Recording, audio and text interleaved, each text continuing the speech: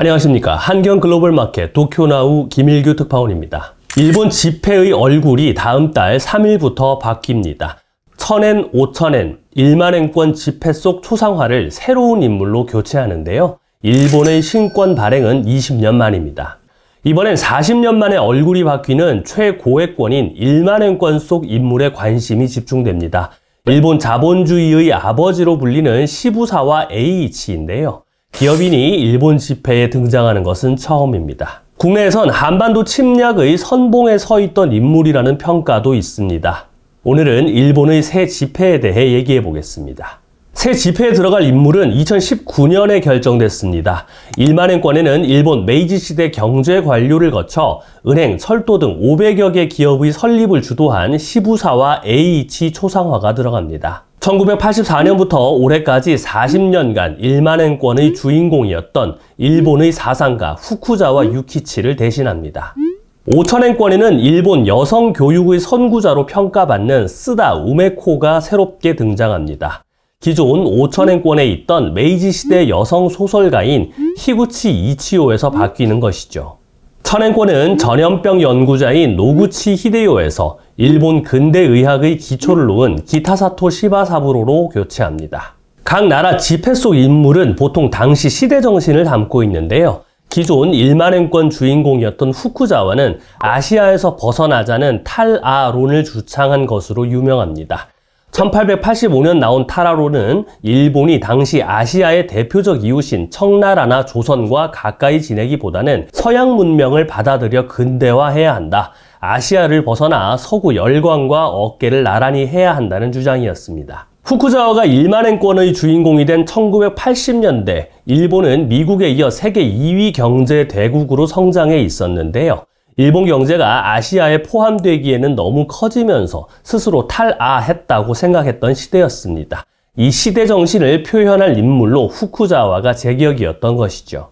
그럼 지금 일본의 시대 정신은 무엇인가?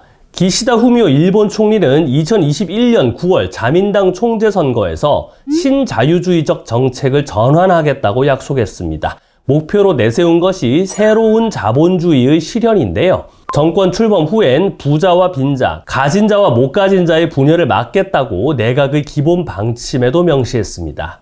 이런 생각의 뿌리가 바로 시부사와의 도덕 경제 합일론입니다. 돈을 버는 것은 결코 나쁜 것이 아니지만 나만 잘 살면 된다는 식으로 행동해선 안 된다는 게 핵심입니다. 시부사와는 저서 노너와 주판을 통해 이를 설명했는데요. 한 손에는 주판을 들고 돈을 많이 벌되 또 다른 손에는 노너를 들고 항상 윤리를 생각하라는 것이었습니다. 그러나 시부사와에 대한 국내 평가는 엇갈립니다. 시부사와는 사실 1900년대 초 대한제국 시절 자신이 설립을 주도해 은행장까지 맡았던 제1국립은행이 대한제국에서 허가 없이 발행한 10엔 등 지폐의 주인공이었습니다. 대한제국이 자체 지폐를 만드는 데 실패한 사이 한반도 금융시장을 장악하려던 시부사와가 본인의 얼굴이 새겨진 지폐를 뿌렸던 것입니다.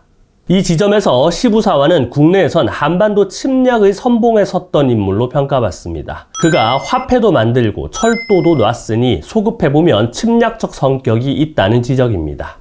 그래서 2019년 선정 당시부터 한국은 물론 일본에서도 비판이 나왔습니다. 당시 도쿄신문은 야마다 아키라 메이지대 일본 근현대사 교수의 분석을 전했는데요. 야마다 교수는 시부사와가 경제발전과 근대화를 이끌었지만 이는 국가주도 자본주의를 통해서였다며 국책회사와 군수산업을 통한 경제발전이었다고 지적했습니다. 새 지폐 속 인물에 논란이 있지만 일본은 신권 발행을 앞두고 들썩이고 있습니다.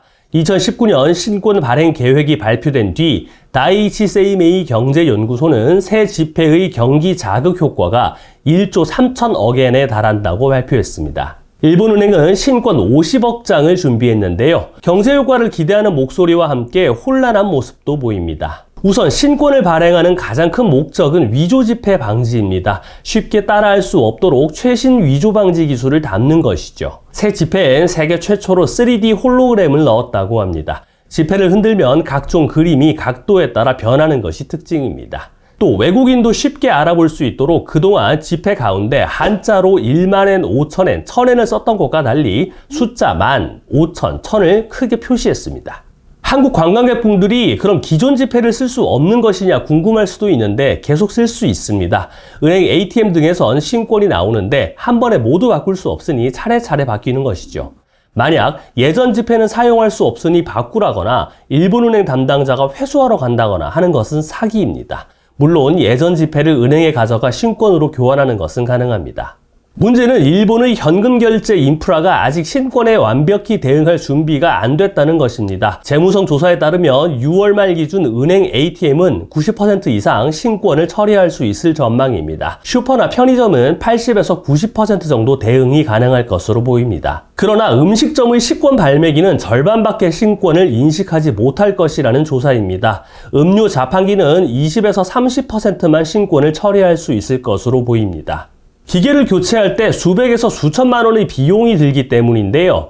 카드나 앱 등을 이용한 캐시리스 결제가 확대되면서 신권용 기계로 교체하지 않으려는 점포도 많습니다. 일본의 현금 없는 결제 비율은 지난해 기준 40% 수준까지 상승했습니다.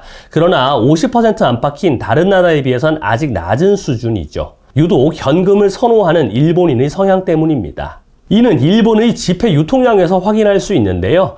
1만엔권 유통량은 2003년 65조엔, 즉 65억 장에서 지난해 112조엔, 112억 장까지 불어났습니다. 경제 규모가 커지면 지폐 유통량이 늘긴 하지만 같은 기간 명목 GDP가 7%밖에 성장하지 않은 점을 감안하면 과하게 늘었다고 볼 수 있습니다.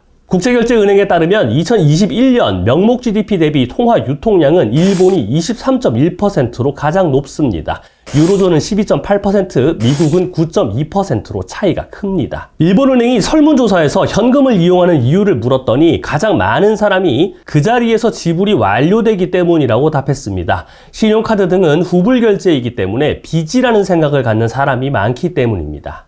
일본 전문가들은 그렇다고 해서 1만엔권이 100억 장 넘게 풀려 있는 것을 모두 설명할 수는 없다고 지적하는데요. 핵심은 바로 자택 금고에 잠자고 있는 장롱예금입니다. 나이치 세이메이 경제연구소는 시중에 풀린 현금의 절반가량이 장롱 속에 잠자고 있다고 추정했습니다. 일본은행이 2016년부터 마이너스 금리 정책을 펼치면서 은행에 돈을 맡길 이유가 사라진 것이 주요 원인으로 지목됩니다.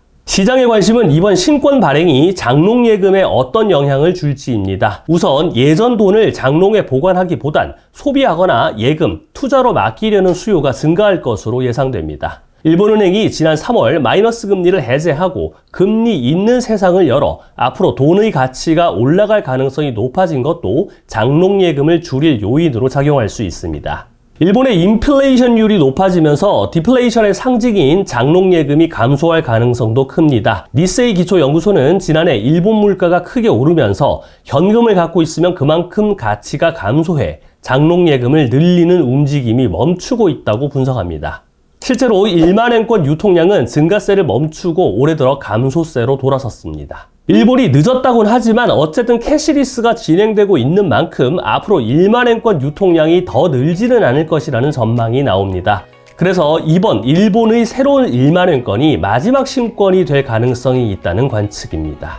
다음 주엔 개인 일정으로 도쿄나우를 전달하지 못하게 됐습니다. 양해 부탁드립니다. 7월 첫째 주에 더욱 좋은 콘텐츠로 찾아뵙겠습니다. 감사합니다. 이상 도쿄나우 김일규 특파원이었습니다.